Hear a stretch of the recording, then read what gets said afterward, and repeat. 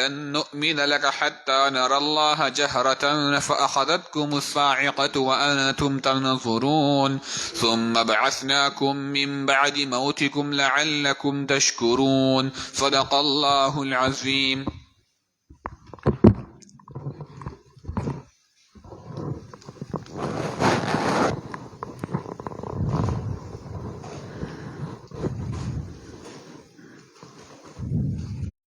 أما بعد الرجيم بسم الله الرحمن الرحيم وإذ قلتم يا موسى لن نؤمن لك حتى نرى الله جهرة فأخذتكم الصاعقة وأنتم تنظرون. پرونو څنګه چې پرونی آیات کې الله تعالی دا فرمایل چې ما په بنی اسرائیل باندې یو لوی نعمت دا کړو چې کله دوی شرک وکړو نو د شرک نه بعدم الله تعالی دا غوی توبه قبول کړه. وس الله تعالی دوی ته یو بل نعمت ذکر کوي چې کله دی بنی اسرائیل بی ادبی وکړه او الله تعالی په دوی باندې د اسمان نه عذاب را نازل کو او دوی مړه شوه. د هغې نه بعد الله تعالی دوی بیا را ژوندي کړه. نو دا د دې مرګ نه بعد بله زندګي چې ول الله تعالی ورکړه او دا موقع ول ورکړه نو دا د الله یو بل لوی نعمت دی. نو هغه نعمت الله تعالی ذکر کوي. او واقعیت داسې وشوه چې حضرت موسی علیه السلام چې کله د کوی تور نه دوی ورته وویل چې موږ له کتاب پکار دی، لکه پرون تیر شو چې وإذ وعدنا موسی 40 لیلة، بیا الله تعالی فرمایل وإذ آتینا موسی الکتاب والفرقان، موږ موسی علیه السلام ته کتاب ورکو.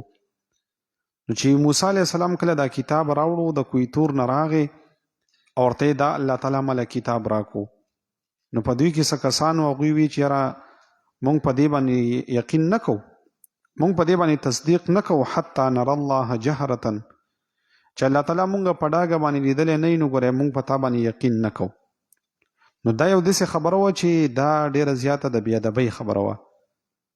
نو موسی علیه السلام داسې وکړه چې ورته وی زما سره تاسو لاړ شئ او یا کسان او تاسو به د الله تعالی کلام هلته کې په خپله باندې واورئ، نو بیا به م یقین راشي. دوی ورته بالکل دا خو سمه خبره ده چې موږ د الله تعالی کلام واورو نو موږ به بالکل یقین کوو، په دې تورات باندې به زموږ یقیني. یو دویم دا دی چې کله موسی علیه السلام دوی چې کله د رزقي عبادت وکړو نو موسی علیه السلام لاړو الله تعالی ته یې وویل چې یا الله تعالی دې خلکو خو دا ظلم وکړو خو اوس د دوی د معافۍ طریقه څه ده؟ نو الله تعالی ورته وویل چې دوی دې بس یو بل ووجي او یو بل دې مړه کړي، نو دا د دوی د معافۍ طریقه ده. نو چې موسی علیه السلام دوی ته دا خبره وکړه نو دوی خبره باندې یقین نه کو چې په خپله یو بل مړ کوي. خو چې څنګه د دې وریځې ختمې شو د کوی تور نه راکوز شوه نو بیا حضرت موسی علیه السلام ته وی نه لن نؤمن لك حتى نرى الله جهرة، مونږ په تا باندې هرګز ګوره یقین نه کوو چې الله تعالی په ډاګه لیدلی نه وي که نه نو ګوره مونږ په دې خبرو باندې یقین نه کوو. نو فاخذتکم الصاعقة، الله تعالی وایي په تاسو باندې ما را نازل کو اور یا چغه مې در باندې نازله کړه وانتم تنظرون او تاسو ورته کتل. علما وایي چې دلته کې یو دوی دا بې ادبي وکړه چې دوی وإذ قلتم یا موسی، ای موسی. نو حضرت موسی علیه السلام ته په خپل نوم باندې خبرې کولې، وایي دا هم د بې ادبۍ خبرې دي. د نبی علیه السلام په باره کې الله تعالی په سوره حجرات کې د صحابه کرامو تربیت کوي، ورته وایي چې ګوره تاسو به پیغمبر علیه السلام ته داسې اوازونه نه کوئ لکه په خپل منځ کې چې څنګه خبرې کوئ ان تحبط اعمالکم، ګوره عملونه هم برباد شي. نو د نبی علیه السلام مخې ته به صحابه کرام په زور خبرې هم نه کولې او نبی علیه السلام ته الله تعالی په خپله باندې په قرآن مجید کې صرف په 2 ځګونو کې یا محمد صلی الله علیه وسلم سره خطاب کړی دی. نور چې د نبی علیه السلام نوم الله تعالی یادوي نو رسول الله یادوي، نبی الله یادوي.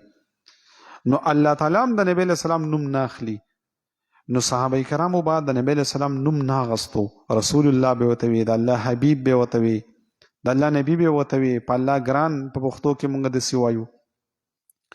نو چې کله الله تعالی وی چې ګوره نبی علیه السلام ته داسې اوازونه مه کوئ کنې ستاسو اعمال به برباد شي. نو عمر صاحب یو بل صحابي هغوی څو ورځو پورې د کور نه راوتي. نبی علیه السلام وی چې دا صحابه کرام څه شوه؟ نو چا ورته ووي چې دوی خو په کور کې ځان بند کړی دی ځکه وایي چې زموږ اوازونه اوچت دي نو هسې نه چې مونږ داسې اوچتې خبرې وکړو زموږ اعمال برباد نشي. نبی علیه السلام راوغوښته وایي راځئ تاسو زړونه الله تعالی ته معلوم دي خو بیا هم صحابو به ډېر زیات احتیاط کوو. یا عمر صاحب به کله کله دومره روغ خبرې کولې نبی علیه السلام به ورته تیزې خبرې کوه ته څه وې لږه تیزه خبره کوه نبی علیه السلام به ورته داسې وي ادب یې کوو. ادب ډېر زیات بهترین عمل دی. الدین کله ادب دین ټول ادب او ادب دی.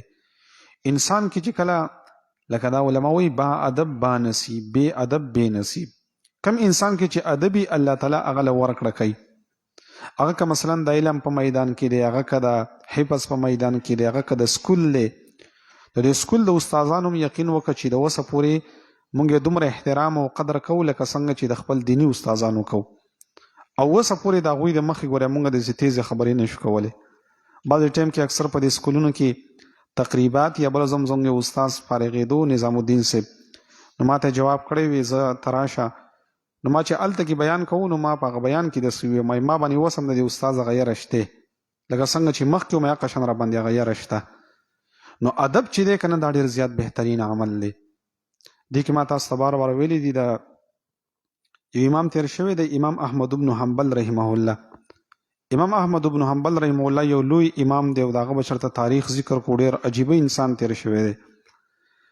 نو هغه په دور کې یو سړی ووایي هغه په ظاهره باندې خلکو ته ډېر زیات فاسق او فاجر ښکارېدو او چې کله وایي دا سړی وفات شو نو چا خوب کې ولیدو چې الله تعالی ول ډېر زیات نعمتونه ورکړي نو چا ورته به دې خوب کې ووایي چې لکه دا څه عمل به تا داسې کوو یاره وایي نور څه عمل خو زما سره نه و تاسو ته پته وه چې زه خو ګډوډ وم خو الله تعالی په یو عمل باندې وبخلمه وی په کوم عمل باندې وی په دې باندې چې یو ځل امام احمد بن حنبل رحمه الله او د چاراندام کول او زه د غر نه بره ناست وم ما مخ لاس وینځل ما د شاردام هم نه کوو مخ لاس وینځل وایي په زړه کې مې سوچ وکړو چې زما دا جوټه اوبه په هغه باندې ور روانې دي دا خو د وخت امام دی وایي ما د هغه ادب وکړو زه ترې لاندې کېناستم نو د هغه د اودس چاردام اوبه په ما باندې راغلي وی الله تعالی راته وایي چې زما د دین د یو لوی خادم د دومره قدر او ادب کړی دی په دې مې وبخلې ځه. نو ادب چې دی که نه ادب ډېر بهترین شیز دی. نو دلته کې دوی بې ادبي وکړه وایي قلتم یا موسی ای موسی نو د موسی علیه السلام بې ادبي وکړه نو الله تعالی بیا مړه کړه عذاب یې پې نازل کو. یو خبره دا ده. بله دا دوی وی لن نؤمن لک هرګز ګوره موږ په تا باندې تصدیق نه کوو حتی نر الله جهرة چې الله وینو په ډاګه باندې. نو لن نؤمن د دوی د مخکې نه ګوره ایمان وو خو په دغه ټایم کې چې فلحال ګوره موږ په تا باندې ایمان نه لرو تر څو پورې چې الله لیدلی نه وي. نو علماوو د دې نه دا خبره معلومیږي چې اکثر زموږ ساده مسلمانان داسې وایي ګوره که ما دا کار ونه کړو نو زه به د پیغمبر په امت کې نه یم.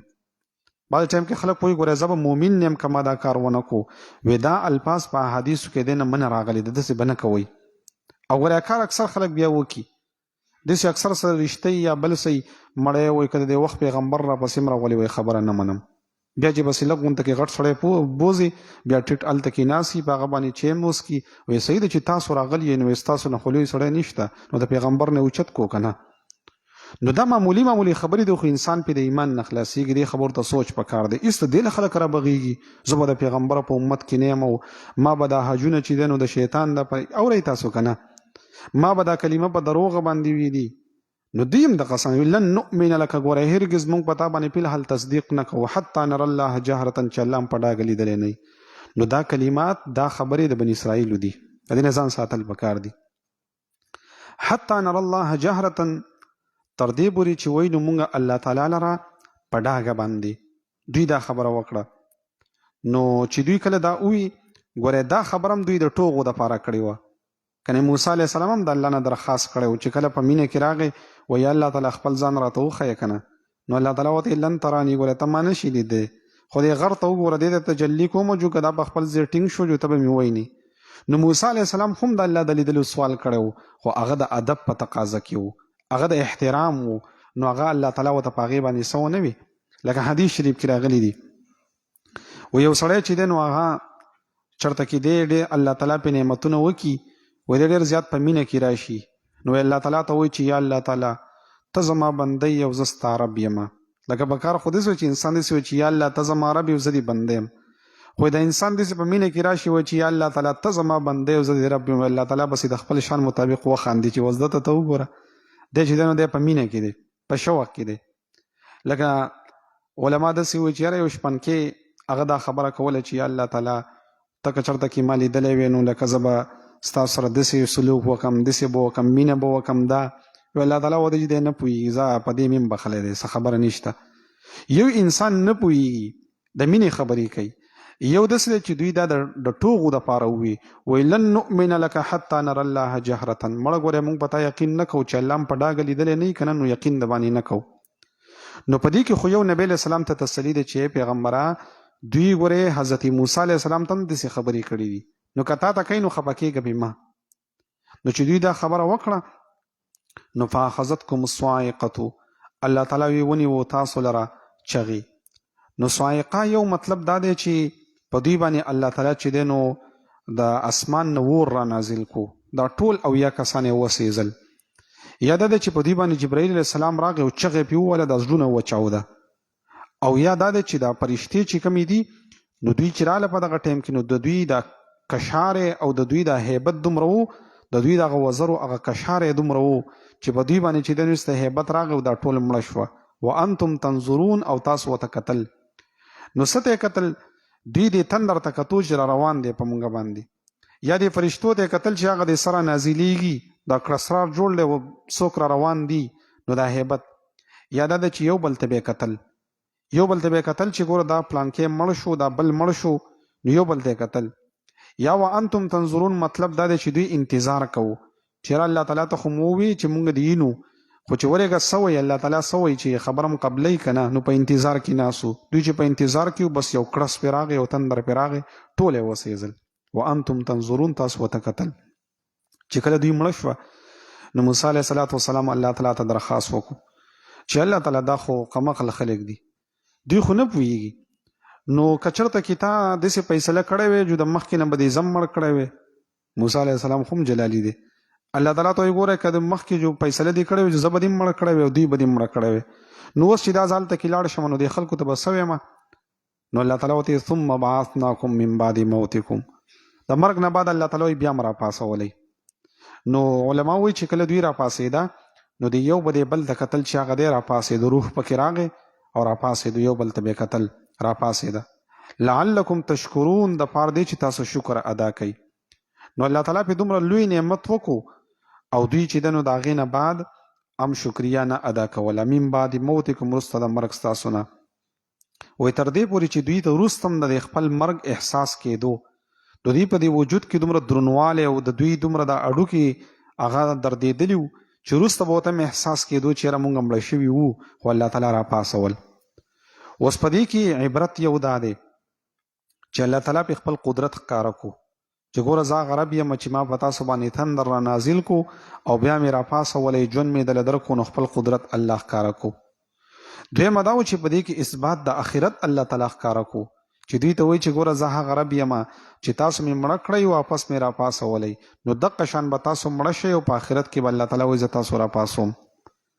بله دا د په دې کې د حضرت موسی علیه السلام معجزه هم ښکاره شوه چې الله تعالی ته درخواست وکړو، الله تعالی دوی بیا راپاڅول. او بله دا ده چې په دې کې الله تعالی د نعمت ذکر کوي په بني اسرائیلو باندې چې ګورې ما په تاسو باندې نعمت وکړو او ما تاسو راپاڅولی، خو الله تعالی ورته وایي لعلکم تشکرون چې تاسو شکر ادا کوئ. نو علماو د دې نه دا خبره معلومیږي چې انسان باندې کله نعمت وشي نو دله شکر ادا کول پکار دي. لکه الله تعالی په موږ باندې څومره نعمتونه کړي دي، سترګې را کړي دي، غوږونه را کړي دي، لاس او خپې را کړي، مازغې را کړي دي، رزق را کوي، نو د الله شکر به ادا کوو. خو علماو چې په شکر کې یو څو خبرې لازمي دي. یو محبت منعم، چې څوک په تا باندې نعمت کوي نو د هغه شکریا د هغه سره به مینه کوي، نو د الله تعالی سره به مینه کوي ځکه الله تعالی په موږ نعمتونه کړي، او که بنده د باندې احسان وکړو نو ګوره د هغه بنده سره به مینه کوي، ځکه حدیث شریف کې راغلی دي من لم یشکر الناس لم یشکر الله. څوک چې د مخلوق شکریا نه ادا کوي نو د الله شکریا هم نشي ادا کولی. نو که الله در باندې نعمت وکړو نو هم به د هغه شکریا ادا کوي، محبت به ورسره کوي، او که مخلوق ته باندې وکړو، یو انسان د باندې وکړو، نو هم د هغې تقاضا دا ده چې ته به د هغه سره مینه کوې، محبت به ورسره کوې. دغه شکریا د هغه نعمت چې دغه ناقدری بنه کې یو. دویم دا ده چې نسبت النعمت الى المنعم، نسبت د نعمت پکې هغه چا چې د باندې نعمت کړی دی. لکه مطلب دا دی چې الله تعالی چې د موږ له زندگی را کړی ده، الله تعالی موږ له مثلا ډوډۍ را کوي، موږ له لباس را کړی، نو ته به داسې وایې چې دا الله تعالی دا هر څه موږ له را کړي، دا هر څه د الله د طرفه دي، دا د الله تعالی نعمت دی. نو الله تعالی به یادې دغه شان د کې که په تا باندې یو انسان نعمت کړی دی نو ام په کار دا ده که مخامخ هغه نه یادې، نو که په یو ځای کې ووي چې دا هغه زما سره د احسان کړی دی، نو دا په کار دی چې انسان یې وکړي. نو ګوره که هغه ته خبره ورسېږي نو خوشحاله به هم شي او الله تعالی به دنه هم خوشحاله شي. لکه دا د الله په باره کې هم ده او دا د مخلوق په باره کې هم ده. نو نعمت چې در سره چا کړی نو هغه به یادې، یېرې به نه چې بس مړه ویکو جو ویکو، نه یادې به، بل ثناء علیه دغه صفت کول چې چا د باندې نعمت کړی دغه صفت پکې. نو الله تعالی را باندې نعمتونه کړي نو به د الله تعالی تعریفات هم کوم، الحمدلله الحمدلله. او که مخلوق در سره یو نعمت کړی دی او ښېګړه کړې ده نو ځان نه به نمک حرام نه جوړی، د هغه نعمت کوونکي دغه صفت پکې دغه به بد نه وایي. بل ذکر النعمت والاعتراف بها، هغه نعمت پم یادې او اقرار بم کې چې یاره دا نعمت دا ښېګړه زما سره الله تعالی کړې ده. بل خضوع الشاکر للمشکور، الله تعالی چې د باندې نعمت کړی نو دغه مخې ته به عاجزي کې. الله تعالی په موږ څومره احسانات کړي موږ به د الله تعالی مخې ته عاجزي کوو. او بل استعمال النعمت فی رضا المنعم، الله تعالی چې د باندې نعمت کړی ده نو دا نعمت به د هغه په رضا کې وس استعمالي. یعنی الله تعالی مال درکړی نو دا مال به د الله تعالی په رضا کې استعمالي. الله تعالی قوت درکړی دی نو دا قوت به د هغه الله تعالی په رضا کې استعمالي. دغه شان د کې انسان ستا سره ښېګړه کړې ده نو هغه نعمت به د هغه په قدردانۍ کې استعمالي. لکه زه باسې مثال داسې ویم، چېرته کې ستا ضرورت دی او تا یو انسان ته ووایي چې لکه غله ګډ شوي را ګډ شوي دي او موږ له چې دی نو یو تمانچه راکړه چې موږ پې مطلب څوکیداري کوو. ستا سره هغه نعمت وکړو خو سبا دغه تمانچه ته هغه ته نیغه نیغه کې، نو دا انتهایي دلتوب دی، دا انتهایی نمک حرامي ده. ځکه هغه شی خو هغه تعالی درکو چې ګوره خپل حفاظت به کوه او ته بیا هغه ته نیغه نیغه کې. نو دغه شان ته کې الله تعالی چې کوم نعمتونه په مونږ باندې کړي دي نو مونږ به دغه په رضا کې استعمالو. استعمال النعمت فی رضا المنعم. بیا دا شکر چې کوم دی نو په درې طریقه باندې کیږي. یو شکر په زړه سره دی چې د الله تعالی شکریا ادا کې په زړه کې چې الله تعالی دا هر څه چې دی دا ستا دي، د الله تعالی شکر به ادا کې په زړه کې. دویم په خوله باندې به هم د الله تعالی صفت کې الحمدلله الحمدلله ټول د الله تعالی تعریفات به بیانې و شکر لله. او بل شکر په اندامونو سره دی چې الله تعالی کم دا اندامونه درکړي دي دا اندامونه به د الله تعالی په شکریا کې ادا کې. نو شکر یو په زړه دی، یو په خوله دی، یو په جوارحو باندې دی. د دې شکر ډیر زیات فائدې دي. یو شکر دا دی، د شکر لوی پیدا ده چې الله تعالی بستانه په دې باندې راضي شي چې ته د الله تعالی د نعمتونو شکریا ادا کې نو الله تعالی به درنه راضي شي. دویم دا ده چې الله تعالی به ستا سره مینه کوي چې ته کله د نعمت قدردانی کې او شکر ادا کې الله به در سره مینه کوي. او بل دا ده چې الله تعالی به د نعمت نورم سیوا کوي. لئن شکرتم لازیدنکم، الله تعالی وایي که تاسو شکر ادا کوئ نو زه به د نعمت نورم سیوا کوم. خو که ته چېرته کې جزع فزع کې فریادونه کې نو الله تعالی وایي دا شته نعمت به دنم واخلم. الله تعالی په هر شي باندې قادر دی. لکه زما حالات هم ما ته معلوم دي، ستاسو حالات تاسو ته معلوم دي. خو دومره ده که نه چې اوس کم از کم هر یو ډوډۍ خوړلې ده، بس دومره ده چې ورځ تېره شوه، دومره ده چې د الله تعالی کتاب ته ناست یو، په جومات کې ناست یو، ټیک ټاک یو، په هسپتال کې نه یو، بس دی که نه. نو په هر شیز باندې چې انسان کله شکر ادا کوي نو الله تعالی به د نعمت نورم سیوا کوي. او که تا پر یادونه کول او لوی لوی خلکو ته ګوري چې مړ نن روانو ما پلان کې په دومره غټ ګاډي کې و دا دی او هغه دی او دا جزې پزې دي شروع کړي دي، الله وایي دا شته به دنم والم.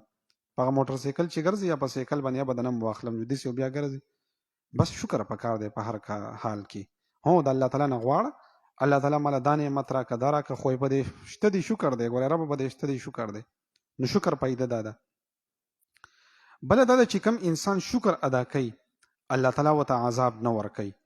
لکه ما يفعل الله بعذابكم ان شکرتم، الله تعالی وایي زه ستاسو په عذاب څه کوم مړه که تاسو شکر ادا کوئ که نه نو زه په عذاب څه کوم عذاب دله نه در کوم خو شکر خو ادا کوئ نه حرامي خو مه کوئ بل دا ده چې الله تعالی شکر گزارو ته ښایسته بدله ورکوي په دنیا کې ولم ورکوي په آخرت کې ولم ورکوي الله تعالی فرمایي سيجزي الله الشاکرین الله تعالی بدله ورکوي شکر گزارو ته دغه شان کم خلک چې الله شکر ادا کوي نو الله تعالی ولا نجات ورکوي د غمونو نه د پریشانو نه او د قشانتکی د تکالیفونه وکذالک نزي من شکر الله تعالی فرمای مونږه بدله ورکو او نجات ورکو هغه انسانو ته چې هغه شکر ادا کوي او بل دا ده چې کم انسان د الله تعالی شکر ادا کوي نو د ټول نه غټه خبره ما تاسو ته وی چې الله تعالی په دې نعمت کې نورم سیوا کوي الله تعالی ول نعمت سیوا کوي چې کم انسان د الله تعالی د نعمتونو شکر ادا کوي نو ځکه الله تعالی دوی ته وی لعلکم تشکرون چې تاسو شکریا ادا کوي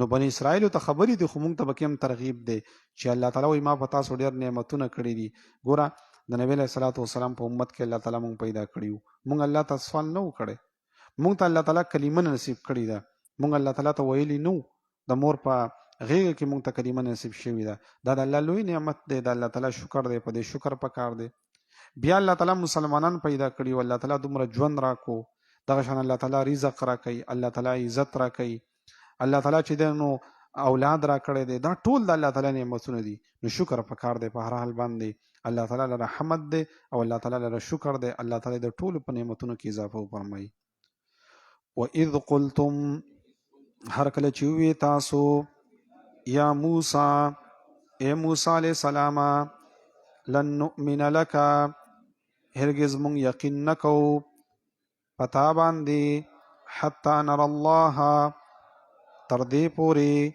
چې وینو مونږه الله تعالی لرا جهرتن پډاګه فاخذتکم الصاعقه پس ونیو تاسو لرا تندر وانتم تنظرون او تاسو وتکتل ثم بعثناکم بیا مونږ تاسو را پاسولی من بعد موتکم وروسته د مرګ ستاسو نه لعلکم تشکرون د پاره د دې چې تاسو شکر ادا کړئ